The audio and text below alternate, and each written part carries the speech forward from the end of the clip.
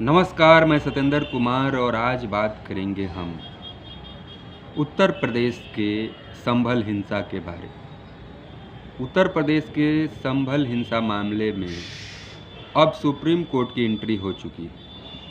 Supreme court ने कल इस मामले पर सुनवाई करते हुए चीफ जस्टिस संजीव खन्ना और जस्टिस संजय कुमार की बेंच ने सख्त आदेश देते हुए निचली अदालतों को हिदायत भी दी है। साथ ही सरकार को भी फटकार लगाते हुए समान और प्रशासन को सख्त निर्देश दिए गए कि वह सुनिश्चित करे कि जिले में शांति व्यवस्था बनी रहे। वह इस दौरान कोर्ट ने क्या क्या सख्त टिप्पणी की और क्या क्या आदेश दिए, आपको ये बात जाननी चाहिए। तो आज इसी पर हम चर्चा करेंगे। मामले के सुनवाई के दौरान chief justice of India Sanjeev Khanna ने कहा, हमने आदेश देखा है, हम फिलहाल इस केस पर कोई टिप्पणी नहीं करेंगे। मस्जिद कमेटी को अपने कानूनी विकल्पों के इस्तेमाल का मौका मिले। यह जिला कोर्ट या हाई कोर्ट कुछ भी हो सकता है।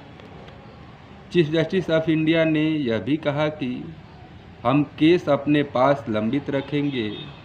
हम चाहते हैं कि वहाँ शांति रहे।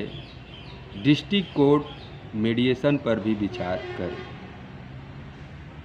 चीफ जस्टिस ऑफ इंडिया ने आगे यह भी कहा कि अगर मस्जिद कमेटी सिविल जज के आदेश के खिलाफ अपील करती हैं तो उसे 3 दिनों के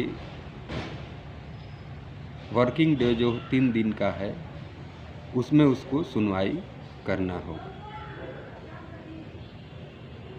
हम याचिका को लंबित रख रहे हैं। 6 जनवरी से शुरू हो रहे सप्ताह में इसे लिस्ट करेंगे।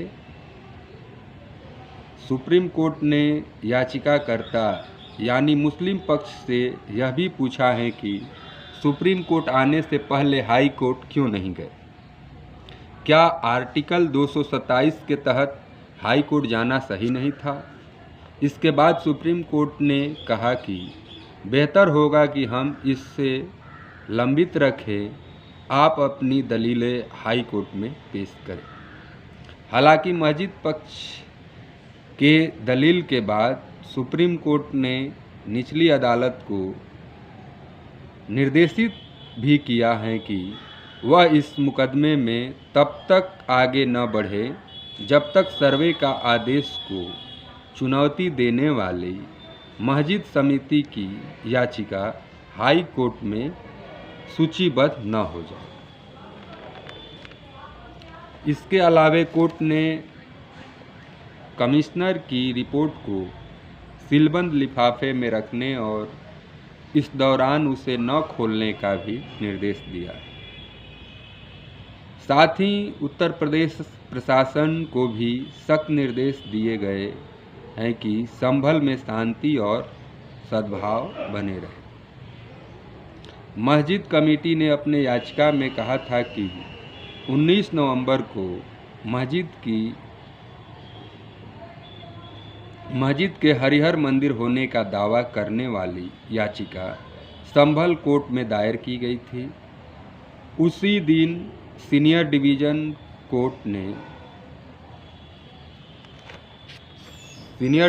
कोर्ट के सिविल जज ने मामले को सुना और मस्जिद समिति के पक्ष सुने बिना ही सर्वे के एडवोकेट कमिश्नर को नियुक्त कर दिया।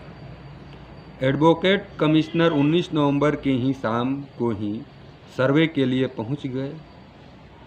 24 नवंबर को फिर सर्वे हुआ। जिस तेज़ी से सारी प्रक्रिया हुई उससे लोगों में शक फैल गया और वे अपने घरों से बाहर निकल गए। भीड़ के उग्र होने के बाद पुलिस ने गोली चलाई जिसमें 6 लोगों की मौत हो गई। ये सुप्रीम कोर्ट में जो मस्जिद कमेटी के वकील द्वारा जो ये याचिका दायर की गई है उसमें यह बात कही गई। पुलिस के इस रवैया के लिए क्या जांच हो रहा है उत्तर प्रदेश में, इस पर तमाम विपक्षी दल सवाल उठा रहे हैं कि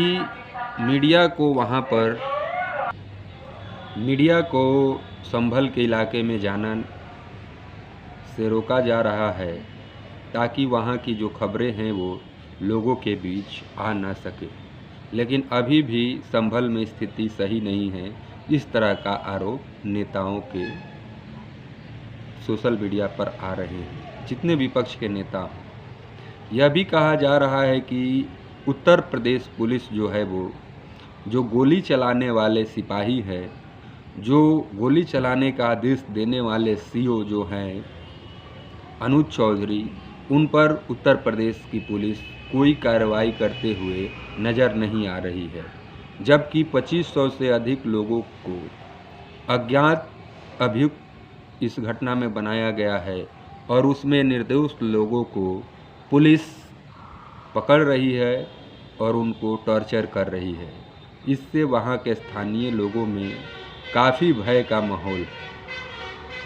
तो ये सारी बातें अगर जब मीडिया वहाँ पर जाएगी, लोगों से बात करेगी, तब ये लोगों के बीच सच्चाई सामने आएगा। लेकिन उत्तर प्रदेश की पुलिस वहाँ पर न ही किसी विपक्षी नेता को वहाँ जाने दे रही है, न ही वहाँ पर किसी मीडिया को जाने दे रही है। इसीलिए सोशल मीडिया पर वहाँ से जो सच्चाई की खबरें आनी चाहिए नहीं आ रही। लेकिन सुप्रीम कोर्ट ने इस पर जो सुनवाई का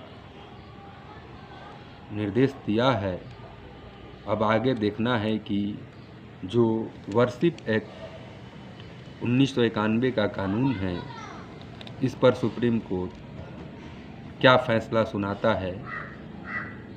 तब तक के लिए हमें इंतज़ार करना होगा।